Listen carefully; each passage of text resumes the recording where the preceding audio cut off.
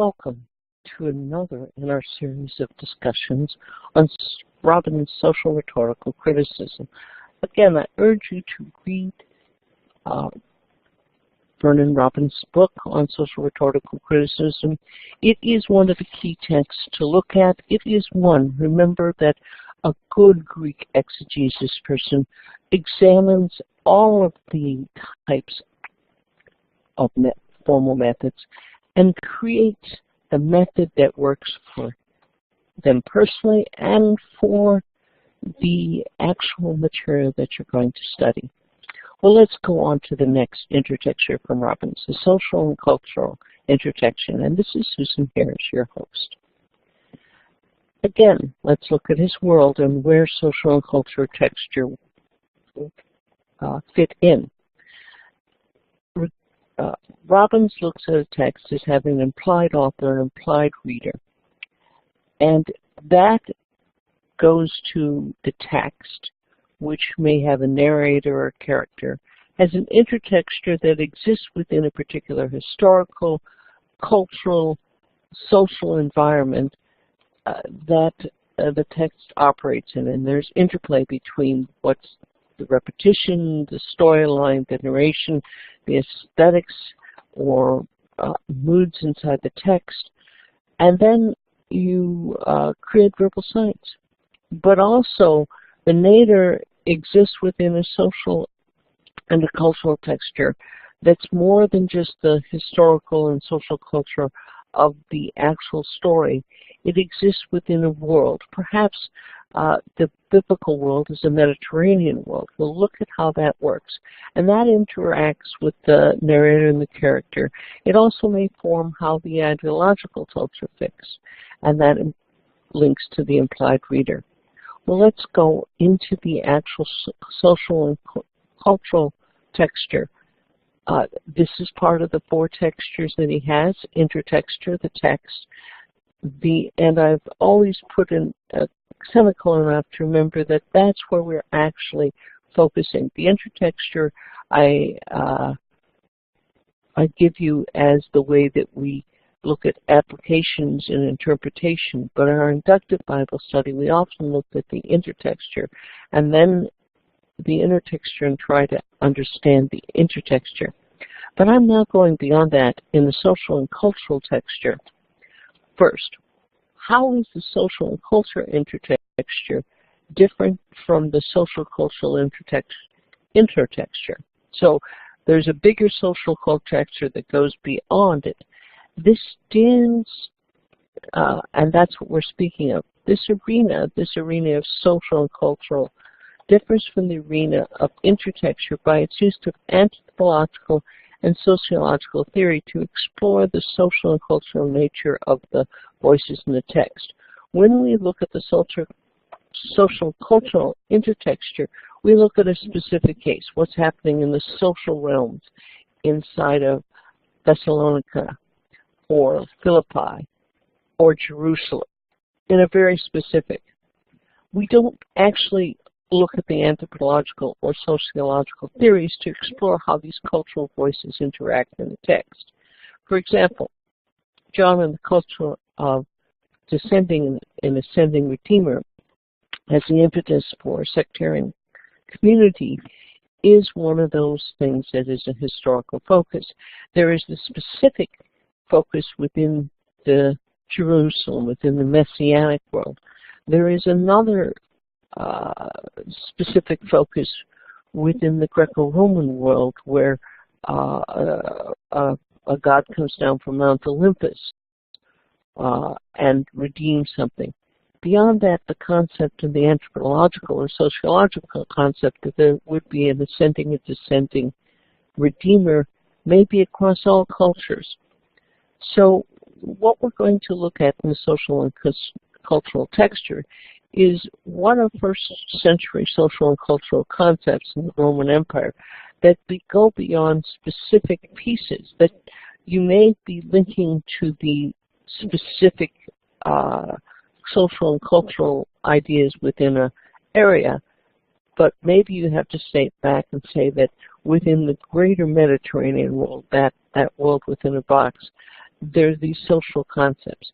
And then we're going to go beyond that into the categories of culture, because modern sociological studies have looked at what are culture, what does culture mean, and we'll go into things like dominant culture and counterculture.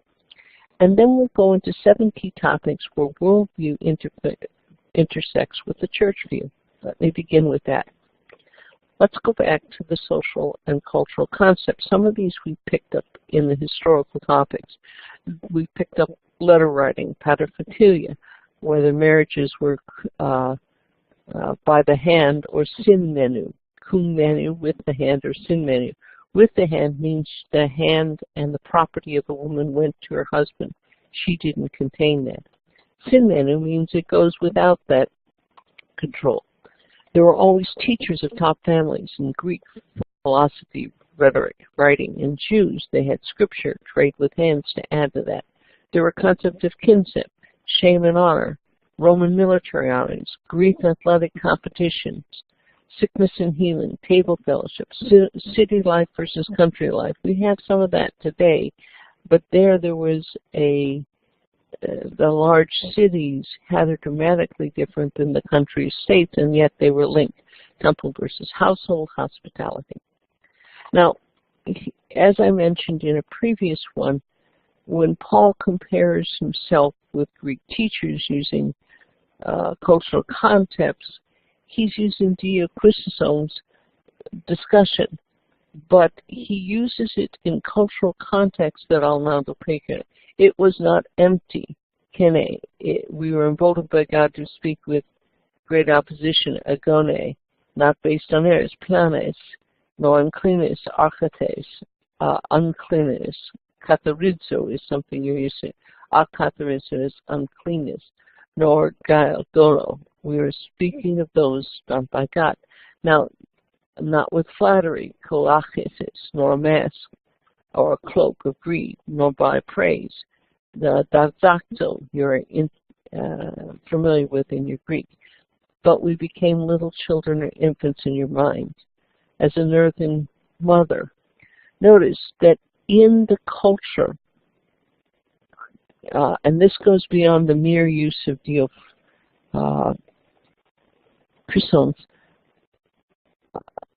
structure, you found that Greek teachers often taught erroneously. They sought sexual favors, they operated with guile, they lived among the family, and the upper families feared it. There's this, teach my children, but are you going to be a good teacher? Because sexual favors from adult Greek teachers to children were constant, pedophiles, we might call them now, but it was common knowledge. That's why some of the restrictions in Paul's writings operated with guile. How did you make sure you had a safe world? They could gain their pupils by flattery so they could receive money and praise.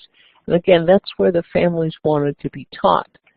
And as you see, Diochristosome is working against it and had the same language using aphorides, deceive, aplantan, apatan, flattery. They sought their own glory, doxa, hedon, pleasure, monies. So when you hear those same words in Paul, Paul's going beyond the forms, going beyond the things, into actually touching the cultural fears of the elite and of the ones who wanted to become elite, because they would also fear, as they tried to educate their children to enter into higher realms in the social classes, that they who couldn't afford the best would have teachers who would mistreat their children or gain flattery but not gain their children's advance. So let's talk about culture next. There is the dominant culture. That's the main culture. It has the values, disposition, and is supported by the social structures to invest power. The dominant culture wants to become stay dominant, and it imposes its goals on people in a broad geographical region. The Roman culture was an oligarchy. It was a group of families who had a system of attitudes, values, dispositions, and they had social structures that became military structures, that became governmental structures to keep in power. A subculture within it is a part of that main culture that imitated values, dispositions, and the norms of the dominant culture, but claimed to enact it better. Sometimes you look at the equestrian class as a subculture, and that shows you that even though they weren't the senatorial class, they were they would say they were better. They were the up-and-coming, the new rich. The senatorial class might say that they were the old families that could enact the dominant. Later Roman history had an Hispania culture that rose up. These say that the ethnic heritage of the Hispania culture might have been provided the networks that provided the heritage. Many of the later Roman emperors came out of that. Counterculture works against the main culture. It arises from the dominant culture and rejects one of the more explicit or central values. In reality, Christian rejected the many-god or the religions, the many types of religions. And it has an alternate mode of culture that made provisions for people of all races, culture, and influences. Now, they weren't the only one. The mystery religions also had a counterculture. Now, a counterculture is a short-lived, counter-dependent cultural deviance, a group rather than a culture, and it doesn't sustain people. So the question that Romans had to ask for the Christians, are they a counterculture or a counterculture? And a literal culture exists only in language. You know, in many cases, as Rome engulfed various countries, they ceased to really exist as a culture, but only existed in their language. And the Jews were afraid that that was what was going to happen. They wanted to live continuously as a counterculture, and they've actually maintained that into modern day.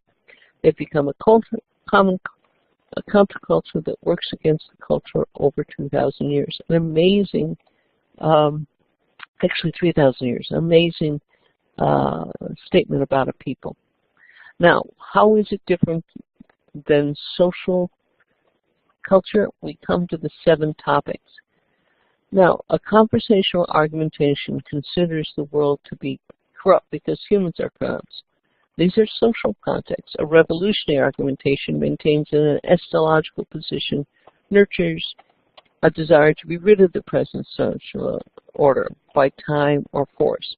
Interversalist encourages people to not convert the population or expect to overturn, but just to retire. Gnostic manipulation says that there's a particular or distinct knowledge.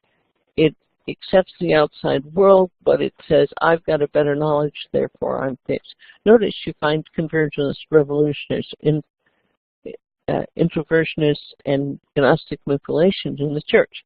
The Mechanic argument insists that it's possible for people to experience the extraordinary effect of supernatural.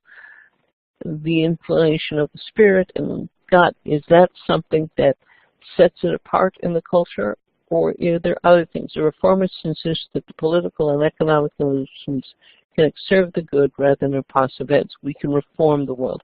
Utopian argumentation asserts that people should inaugurate a new social system that will be free.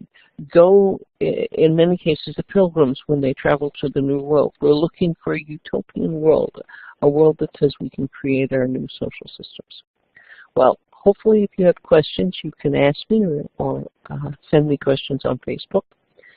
I'm going to go next into Robbins Socio-Rhetorical Christian and the ideological intertexture. I hope that this has been helpful to you, and I look forward to chatting with you on our next discussion.